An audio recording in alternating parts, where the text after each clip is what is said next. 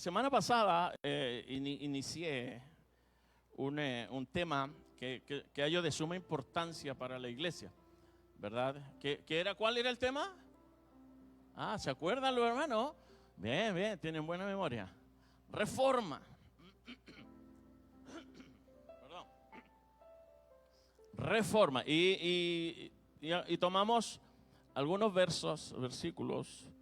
1 Corintios 11:1, que dice: sed imitadores de mí, así como yo de Cristo. Pablo haciendo referencia al igualarnos a Cristo, ¿verdad? O tal vez para hacerla más fácil, igualarnos a Él, porque Él trabaja para igualarse a Cristo. Ese es uno. Y el otro era Efesios 5:1, que dice: sed pues imitadores de Dios como hijos amados. Y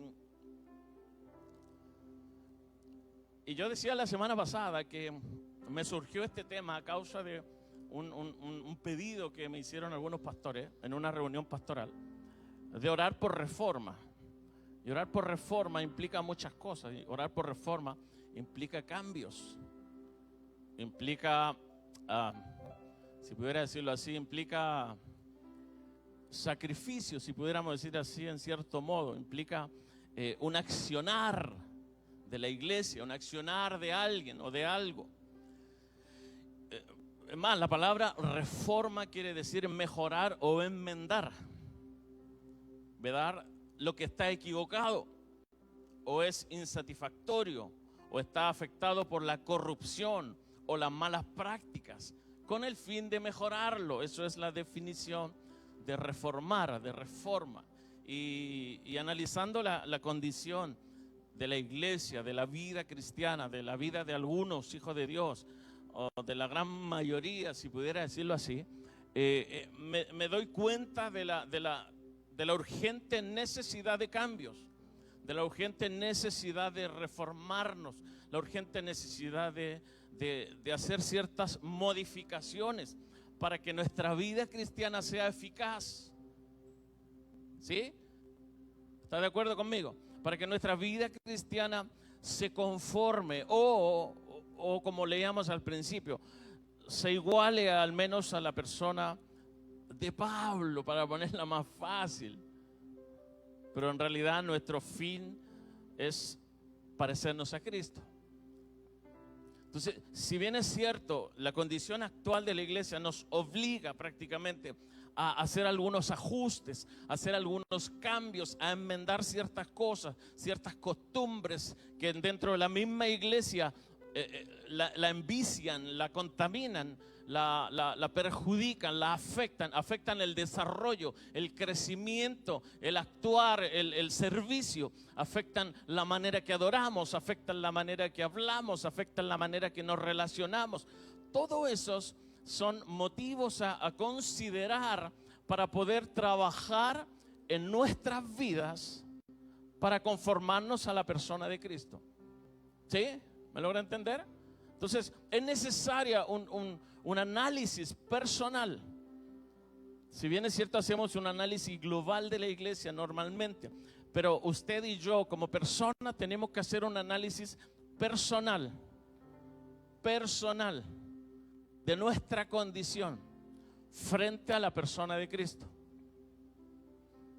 de nuestra manera de ser iglesia a la manera que Cristo nos dejó y nos enseñó de cómo se vive la vida de reino. Entonces, como iglesia debemos reformar esas cosas, debemos analizarnos y reformar aquello que no está conforme, aquello que necesita cambios, como por ejemplo costumbres, como decía la semana pasada, habitudes que tenemos los hijos de Dios o que traemos del mundo. Porque el problema que tenemos hoy en las iglesias es que por causa de no ser como Jesús, tenemos problemas de identidad en la gente. Tenemos problemas en cuanto al servicio y la devoción que un cristiano debe prestar al servicio de Dios primeramente, ¿verdad? Y hacíamos la comparación con el servicio que usted le presta a un empleador, a un trabajo. Y comparábamos a la iglesia y decía yo que a veces uno tiene mucho cuidado cuando habla con alguien que está haciendo algo mal, por el solo hecho de que uno a veces le llama la atención a alguien que no está haciendo un buen trabajo o está haciendo algo equivocado, con el fin de que corrija, de la misma manera que lo hace un patrón en un trabajo, uno lo hace aquí en la iglesia para que se mejore el asunto del trabajo que hacemos con todo el mundo. Y es tan delicado, es tan, no sé,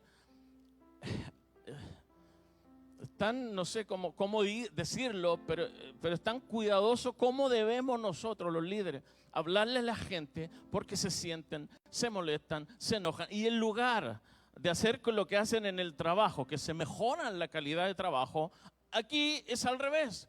Se produce un efecto contrario. Porque la gente se desanima, se desmotiva, se molesta, deja el cargo, deja de trabajar y se toma un tiempo. Y finalmente, la mayoría del tiempo a veces terminan yéndose. ¿Sí?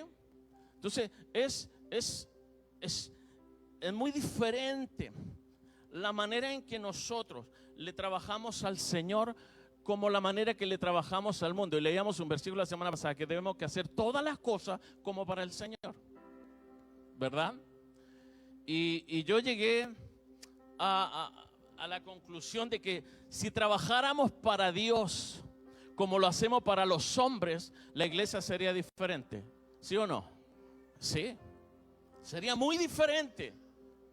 Si tú aplicaras la devoción que aplicas en el trabajo a lo que haces en la iglesia, sería muy diferente. Las iglesias estarían repletas. La efectividad en el desarrollo de cada labor, de cada servicio, sería extraordinaria. ¿Sí o no? Sí. Porque déjeme decirle, usted que está aquí en este lugar es miembro del cuerpo de Cristo.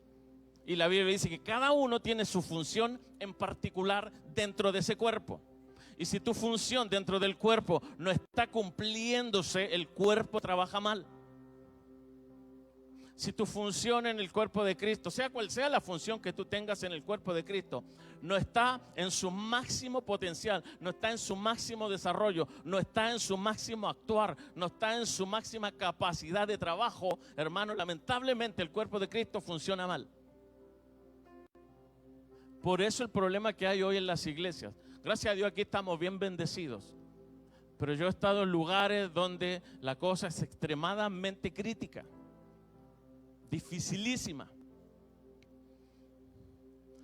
Y lamentablemente hay una ardua desmotivación en los líderes, los pastores, debido a que la iglesia trabaja como trabaja. Debido a que los hermanos no funcionan como debieran funcionar y trabajan más en sus trabajos seculares, si pudiéramos llamarlos seculares, más arduamente que en el trabajo de la iglesia. El trabajo de la iglesia lo hacen solamente si tienen tiempo, solamente si no están cansados, solamente si no se quedan dormidos, solamente si pueden llegar a la hora, solamente si les alcanza. Cuando yo he comprendido que la cosa para mí es al revés y me funciona perfectamente.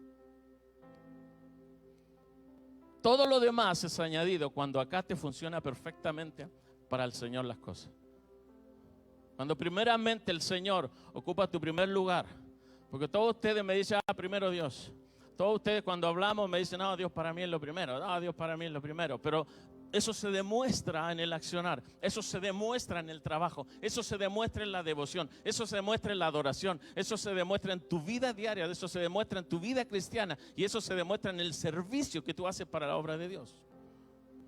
Es ahí donde usted me dice a mí cuál es su fe. Es ahí donde usted me dice a mí dónde están sus prioridades. Es ahí donde usted me dice a mí en qué usted cree más. Eso es lo que a mí me dice quién es su Dios realmente, si es su patrón o es realmente el Señor. Romanos 12:2, ¿qué dice?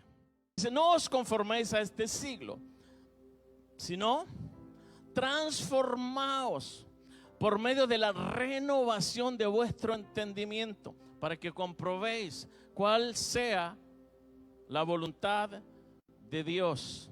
Perdón, la buena voluntad de Dios. No, la voluntad de Dios, buena, agradable y perfecta. este verso sabe que es de suma importancia para el cristiano. Creo que he llegado a la conclusión que este verso es el inicio de la vida cristiana.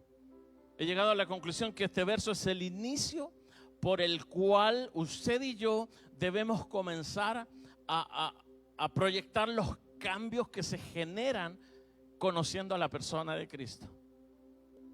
Y le voy a explicar por qué. Cuando entendemos, de acuerdo a este verso, que nuestra manera de pensar es la que produce en nosotros los patrones de comportamiento que forjan nuestros valores morales y espirituales, que se ven reflejados en nuestras acciones, es cuando yo le tomo peso a esa palabra. ¿Sí? Es decir, que de acuerdo a cómo tú piensas es como tú eres hoy. Como tú piensas que eres, es como tú, es lo que tú a nosotros nos proyectas. ¿Sí o no? Sí. Tal piensa el hombre en su corazón, tal es él, dice la palabra de Dios. Entonces, como tú piensas que eres, es lo que tú me muestras a mí en tu vida diaria. Y es tan fundamental que entendamos lo que la palabra de Dios nos quiere decir, o lo que el apóstol Pablo en esta ocasión le está haciendo una recomendación a la iglesia de los romanos, que por ende hoy nos hace Dios a nosotros como iglesia en Montreal. La palabra renovación que hace alusión a este texto dice que transformados por medio de la renovación, según el diccionario griego-español, dice que es el ajuste de la visión moral y espiritual del pensamiento a la mente de Dios, que tiene como propósito llevar a cabo un efecto transformador sobre la vida. Mire qué importante. Y la palabra transformación, que usada en este verso, viene del griego metamorfo, que es cambiar en otra forma. Según esta definición, este pasaje dice que si cambio mi modo de pensar, tendré una transformación en mi carácter y en mi comportamiento. ¿Ve qué importante? Y por eso dije que para mí este verso es como el inicio de la verdadera vida cristiana en una persona. Entonces, por eso que Pablo hace énfasis en que nosotros los cristianos no debemos conformarnos a este siglo. Es decir, no debemos tal vez llenarnos de lo que en este siglo se está llenando. No debemos dejarnos, no sé, influenciar, si pudiéramos decirle, por el mensaje que se está transmitiendo hoy día en toda lo que es redes, televisión, radio, música, no sé, ideologías, políticas. No debemos dejarnos influenciar por lo que se nos está transmitiendo, sino más bien él dice: transformaos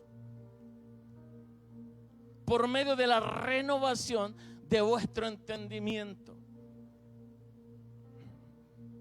Qué increíble el poder que tiene el pensamiento.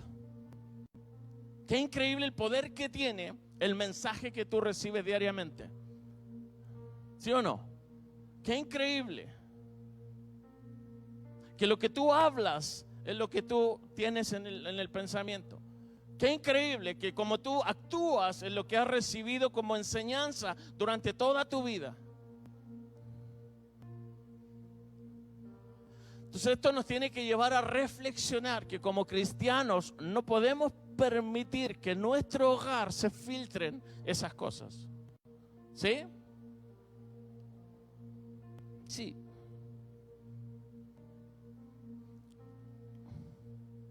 La música en la actualidad contiene un número creciente de mensajes sexuales y violentos, lo que ha convertido nuestras sociedades en el libertinaje sexual y en la violencia que hoy vemos.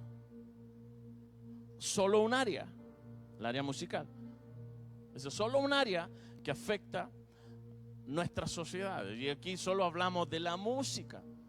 Pero ¿sabe? Todo lo que usted llene su mente de algo, sea lo que sea, que usted y yo llenemos nuestra mente, es de la manera que usted y yo vamos a vivir. Es de la manera que usted y yo vamos a reflejar en nuestro diario vivir, en nuestro trabajo, en nuestras escuelas, en la calle, con nuestras amistades o en medio de la congregación.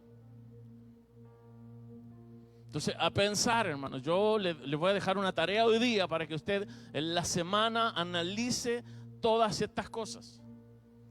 La idea de venir a la iglesia, la idea de congregarnos, la idea de oír la palabra de Dios, la idea de que cada semana usted sea instruido en la palabra de Dios, es que a lo largo de la semana te sirva para que tú pienses en la palabra y en tu vida.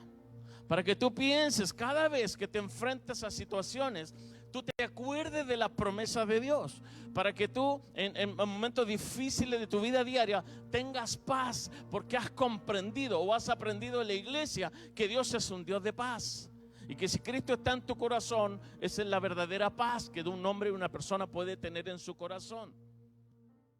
Usted va a seguir viviendo de acuerdo a los patrones que usted ha aprendido durante toda su vida. No todos son malos, yo estoy de acuerdo en ello. No todo lo que hemos aprendido en la vida es mala. Pero lo que usted ha aprendido en la vida te sirve para vivir la vida humanamente. Más lo que tú aprendes en la iglesia, lo que tú aprendes por la palabra de Dios, te sirve para la vida tanto, es que no sé cómo decir, si decir humana, secular. Pero yo quiero que usted me entiende, ¿verdad? A lo que me refiero, ¿sí? Lo que tú aprendes aquí te sirve para la vida tanto espiritual como para la vida diaria. Puedes aplicar los mismos principios en tu vida diaria, los que aprendes en la iglesia. Por eso dice, transformaos por medio de la renovación de vuestro entendimiento. Si en mi vida diaria, en mi vida anterior, habían patrones de comportamientos que dentro de la iglesia no reflejan la vida cristiana, yo tengo que, por ende, hacer ciertas enmiendas en esos pensamientos y corregirlos, cambiarlos, renovarlos, reformarlos a la palabra de Dios, para que al momento que me vuelva el mismo comportamiento nuevamente, voy a actuar de otra manera. No como lo he estado haciendo normalmente. ¿Me puede comprender eso? Sí. Ese es el efecto que hace la palabra del Señor. Y la Biblia dice que la palabra de Dios es tan potente porque es un arma. ¿Sí o no? Dice que penetra. Que penetra. Cava fondo. Va hasta adentro. Con el fin de hacer esos cambios. O sea, hoy yo te reto, hermano, yo lo reto hoy día de parte del Señor a pensar en su vida cristiana. Creo que esta reforma que estamos hablando, esta serie de reformas, nos tiene que retar, nos tiene que desafiar a analizarnos, a vernos el diario vivir y ver si ese diario vivir se conforma a lo que la palabra de Dios me exige. Si ese diario vivir se conforma a la persona de Cristo. Si yo me podría poner al lado y reflejarme en la persona de Cristo. Por eso trate de no faltar a la iglesia. No porque yo quiero que usted esté de aquí, no, es porque a ti te hace bien, no a mí. A usted le hace bien. ¿Sí o no? Si vienen 2, yo voy a enseñar igual. Si vienen 100, yo voy a enseñar igual. Es el que aprende el que gana, no el que enseña. ¿Sí? Porque el que enseña ya lo aprendió. El que no sabe es el que pierde cuando no está. ¿Sí? Bien. Lo que sabemos con certeza en nuestra mente se vuelve una convicción en el corazón. Y a su vez la convicción en el corazón se convierte en una acción. ¿Sí? No me mire a mí, mire la palabra de Dios. Analice la palabra de Dios. Llegue a su casa y analice todo lo que yo le he dicho. Y si no se acuerda de lo que yo le he dicho, lo puede volver a escuchar en la página de la iglesia para que lo analice. Bueno, eso dice la palabra, analizarlo todo, ¿verdad? Y retenga lo bueno, retenga lo que a usted le toca, no lo que le conviene, lo que le toca. ¿Sí? Porque a veces tomamos lo que nos conviene y dicen, bueno, esto es como yo pienso. Pero lo que no es como yo pienso, eso es del diablo. Yo lo rechazo. No, usted tiene que aprender a tomar lo que a usted le conviene en realidad. No lo que va de acuerdo a lo que usted piensa. Si usted sabe que hay cosas que tiene que cambiar y en el mensaje le llegan, cámbielas. Cambie esos patrones de pensamiento que tiene para que el día de mañana su comportamiento cambie. Si usted no cambia nada en su manera de pensar, su vida cristiana va a seguir siendo la misma. La felicidad o el éxito, hermano, no consiste en que tú alcances la fama, sino que alcances a sentirte satisfecho con la vida que tienes. ¿O no? Satisfecho con tu vida cristiana. Pero si tú sabes que te falta algo en la vida cristiana, aunque todos los días estamos diciendo que nos falta algo, pero si tú sabes que te falta algo básico, que te falta algo que tú tienes que modificar urgentemente, hazlo. ¿Qué te detiene? Si eres irresponsable en tu vida cristiana, ponte responsable. Te va a hacer mejor, te va a hacer más bien, ¿sí o no? Porque si eres irresponsable en tu trabajo, te van a quitar el trabajo. Entonces te obligas tú a ser responsable en llegar a la hora al trabajo, ¿o no? ¿Sí? Haz lo mismo para el Señor. Es más, para el Señor deberías para el trabajo deberías trabajar como trabajas para el Señor. ¿Sí o no? Así dice la palabra. Hacer todo para los hombres como para el Señor. Es decir, tú trabajas para los hombres como trabajas para el Señor. Pero si eso hacemos hoy en día, nadie tendría trabajo. ¿Sí? Y me disculpan, pero es la verdad. Entonces, sí o sí tenemos que hacer cambios. Si quieres una mejor vida cristiana, ese es el comienzo. Empieza a cambiar. Empieza a moldear pensamientos, empieza a moldear patrones. En mi manera de hablar, ¿cuánta gente cristiana habla con palabras de pesimismo todo el día? ¿Sí o no? Que todo va mal, que todo sale mal, que no sirvo para nada, que mira cómo hago las cosas, que no respondo, que no me va bien, que no tengo plata, que no tengo salud, que no tengo amigos, que nadie me quiere. ¿Ah? Todos me odian. ¿Ah? ¿Cuántos han oído cristianos hablar así? Yo he oído muchos, hermano. ¿Sí? Pero en cambio alguien que te habla con optimismo, ¿sí o no? Que te motiva, que te alienta, ¿no es mejor? Entonces, ¿por qué se queja? Mira al de al lado y dile, ¿por qué te quejas entonces todo el día? No aprovechen alguno que le dice, no. No, yo no aprovechen alguno. Pero en cada cosa nosotros tenemos que hacer ciertas modificaciones.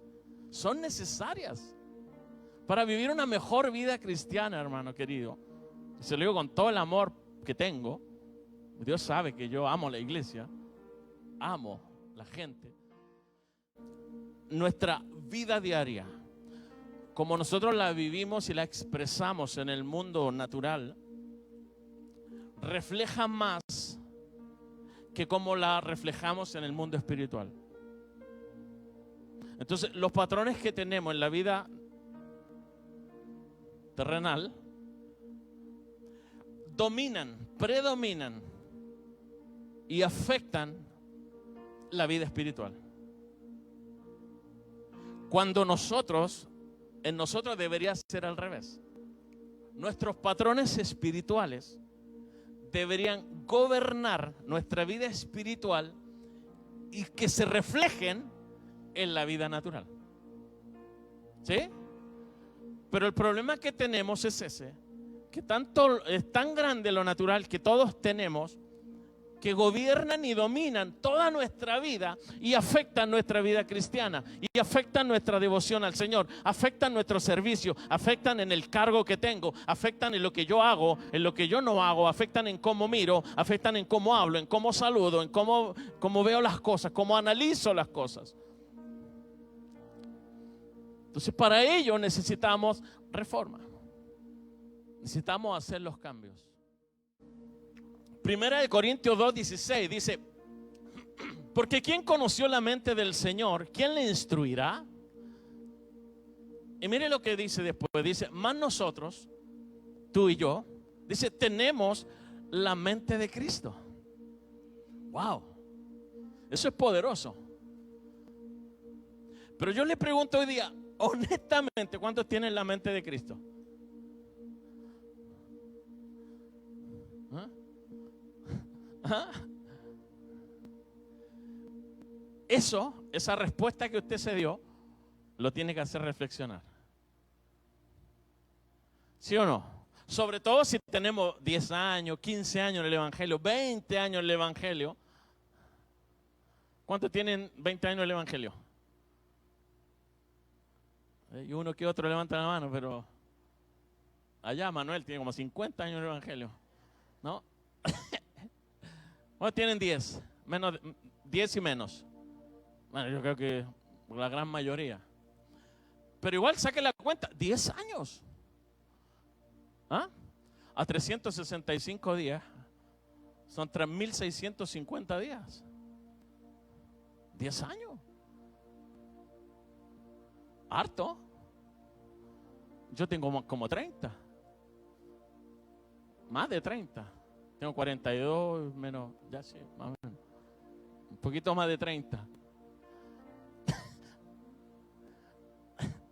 Ya, si cumplí 43, tranquilo, hermano, ya. Nosotros tenemos la mente de Cristo. ¿Cuántos tienen la mente de Cristo? Por fe. ¿Cuántos tienen la mente de Cristo? En el Espíritu. ¿Cuántos tienen la mente de Cristo? Al menos así. Ay, Dios mío. De una manera hay que tenerla, ¿verdad? Sí.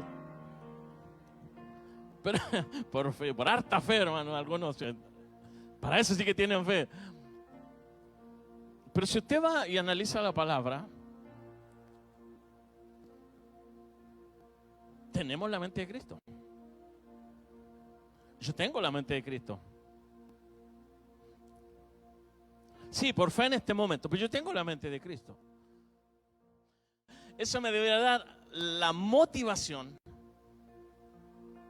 Porque si Dios me está diciendo que tenemos la mente de Cristo, eso me debería motivar a mí, impulsar a mí a llegar a tenerla verdaderamente. A que se refleje en mi vida diaria que yo tengo la mente de Cristo. Y si tú tienes la mente de Cristo, eso quiere decir que tu manera de pensar, vas a pensar como Cristo pensaba, que tu manera de hablar va a fluir como fluía en Cristo Jesús, que tu manera de creer va a ser la manera como Cristo creía. Eso quiere decir que tu manera de hablar con Dios va a ser como Dios, como Cristo hablaba con Dios. Eso va a decir que la manera de obediencia en tu vida va a ser como la obediencia que tuvo Jesús hasta la muerte y muerte de cruz. Eso quiere decir que el servicio que tú le vas a dar a Dios va a ser lo primero, lo número uno en tu vida.